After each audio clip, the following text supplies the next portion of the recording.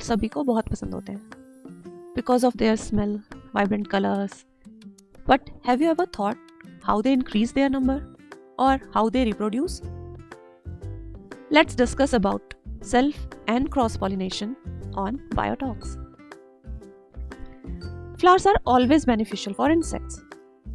But have you ever thought that insect can also be beneficial for flowers?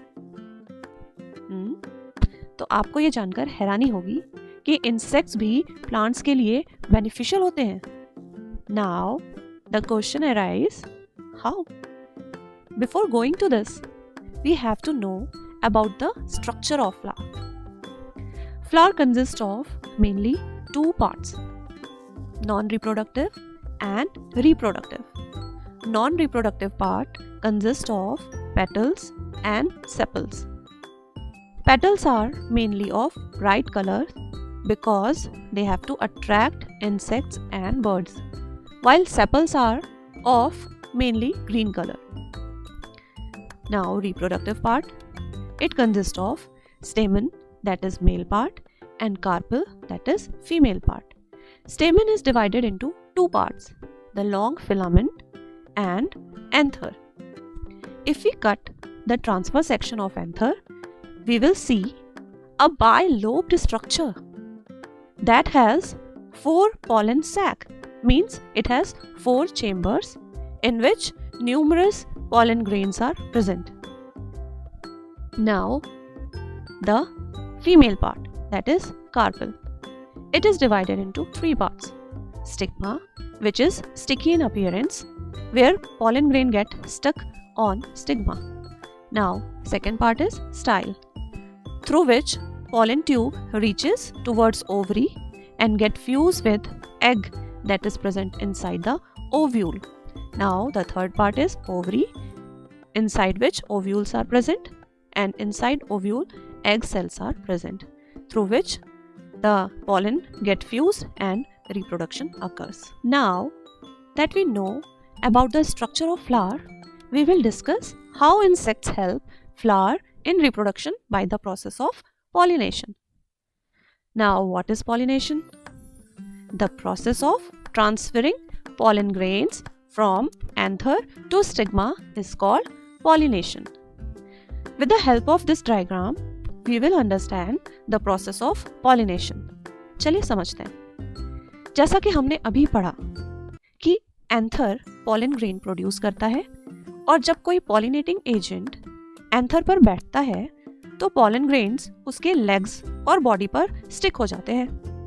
जब यही pollinating agent या insect flower के stigma पर बैठता है तो उसकी बॉडी पर लगे पॉलन ग्रेन्स को स्टिग्मा पर लैंड करा देता है. Now pollination is done with the help of pollinating agents, which are maybe abiotic and biotic in nature. Abiotic pollinating agents are wind and water, while biotic agents are birds, mammals and insects. Pollination is of two types, self-pollination and cross-pollination.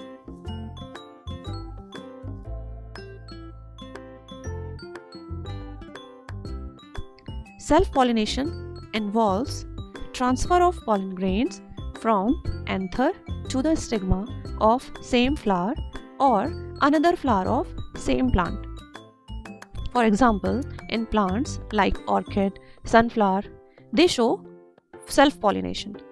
Here, the important thing is that both anther and stigma get matured at same time.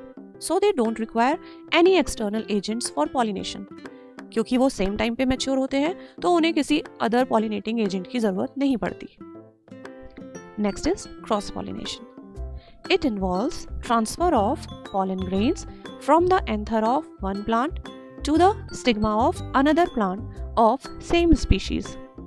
For example, apple, grape, strawberry, they follow cross pollination. If you see the figure here, if the pollen of B get transferred to the stigma of C, then it is called cross pollination. The important thing is that anther and stigma both get mature at different time.